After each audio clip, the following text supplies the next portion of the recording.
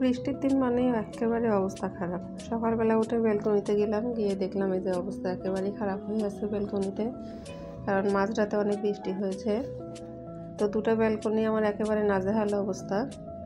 এর মধ্যে আবার এই যে যেদিন ছুটি থাকবে সেই দিনই সকালবেলা উঠে কারেন্ট চলে যায়। তো আমি সঙ্গে সঙ্গে পানি ধরে রাখি, না হলে সারাদিন কাজ করা অনেক কষ্ট হয়ে যায়। তো এগুলো খাবার পানি ধরে রাখলাম। তারপরে চলে আসছি রুটি বানাতে, যেহেতু দেখলাম যে পানি নেই, খুব একটা কাজ করতে পারবো না, তাহলে কিছু রুটি ফ্রোজেন করে রেখে দেই। তো এই জন্য একটু বেশি করে কাই করে নিচ্ছিলাম। তো অনেকে কিন্তু এই কাইটা করতে পারেন না, এই জন্য আমি পুরোটাই শেয়ার করলাম আপনাদের সঙ্গে। আটাটা কিন্তু খুব ভালো করে সিদ্ধ করে নিতে হয়। আর সঙ্গে করেছিলাম পেঁপে দিয়ে ডাল। এটা সবজিও কিন্তু আমি এভাবেই করি, আর এইভাবে সবজি রান্না করলে আমার আব্বা খুবই পছন্দ করে রুটির সঙ্গে খেতে, ভাতের সঙ্গে খেতেও পছন্দ করে। রুটির সঙ্গে সে একটু বেশিই পছন্দ করে, কারণ তার রুটিটা ফেভারিট। তো এই তো আমি ডালটা আগে সিদ্ধ করে নিয়েছিলাম, মসুরের ডাল। এটা মুগের ডালটা করলেও ভালো লাগে। তো আসলে ডাল যেভাবে সিদ্ধ করি আমরা পেঁয়াজ রসুন কাঁচামরিচ লবণ হলুদ দিয়ে, সেভাবে সিদ্ধ করে নিয়েছিলাম। নিয়ে ওর মধ্যে শুধু পেঁপে দিয়ে দিলাম, দিয়ে কয়েক মিনিট একটু সেচ দিয়ে নিব মিডিয়াম আঁচে। তো ওটা পাশের চুলায় দিয়েছি, দিয়ে যে রুটিগুলো আমি ভেজে নিচ্ছিলাম। তো এই রুটিগুলো দেখেন, যখন বানাবো তখন কিন্তু অনেক বড় সাইজের হয়, আর ভাজার পর কিন্তু সাইজটা অনেক ছোট হয়, তাই মাপটা দিয়ে দেখিয়ে দিলাম। এই জন্য রুটি যখন বানাই তখন একটু বড় করে বানিয়ে নিই।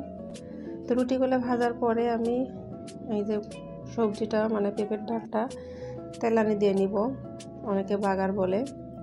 তো আমি রসুন কুচি দিয়ে এটা ভেজে নিলাম লাল করে, তারপরে পাঁচফোড়ন দিয়েছি, দিয়ে এই যে পেঁপেটা সিদ্ধ হয়ে গেছে এটা এখন ঢেলে দেবো এর মধ্যে। তো আমি সবসময় যে কোনো জিনিস তেলানি দেওয়ার সময় চুলার আঁচটা একটু কমিয়ে নিই। তো তেলানি দিয়ে এই যে ঢেকে দিলাম। আগেকার দাদি নানিরা বলতো যে তেলানি দেওয়ার পর ঢেকে না দিলে নাকি সব স্বাদ বের হয়ে যায়, তাই সঙ্গে সঙ্গে ঢেকে দিলাম। আসলে কতটুকু সত্য জানি না। তো এইভাবে রান্না করে নিলাম সবজিটা। এটা কিন্তু ভাত পোলাও রুটি সব কিছুর সঙ্গে অনেক মজা। তো এই তো দেখেন আমার রুটিগুলো কত সফট হয়েছে, আলহামদুলিল্লাহ। খেতে এত মজা হয় রুটিটা। এটা যদি 2 দিন আপনি বাহিরে রাখেন, 2 দিনে এইরকমই সফট থাকবে, একটু শক্ত হবে না। আর এই যে বাকি যেগুলো ফ্রোজেন করব এগুলো দেখেন এভাবে ভেজে নিয়েছি হালকা করে। তারপর ওগুলো রুটি ঠান্ডা করতে দিয়ে আমি খেতে আসলাম, নাস্তা করে নিচ্ছিলাম আমি। আলহামদুলিল্লাহ আমি আজকে সকালে রুটি এত মজা করে খেয়েছি, অনেক তৃপ্তির সাথে খেয়েছি আমি। তো রুটিগুলো আমার ঠান্ডা হয়ে গেছে, এগুলো এখন বক্সে করে উঠিয়ে নিচ্ছি, পাশে চা জাল করে নিচ্ছিলাম। তো আজকে একটু কফি খাবো। আমার ভিডিওর সঙ্গে এতক্ষণ যারা আছেন তাদেরকে অসংখ্য ধন্যবাদ। ভালো লাগলে প্লিজ একটা লাইক করে দিবেন। যারা আমার পেজে নতুন ভিজিট করছেন প্লিজ একটা সাবস্ক্রাইব করে দিয়ে আমার পাশে থাকবেন।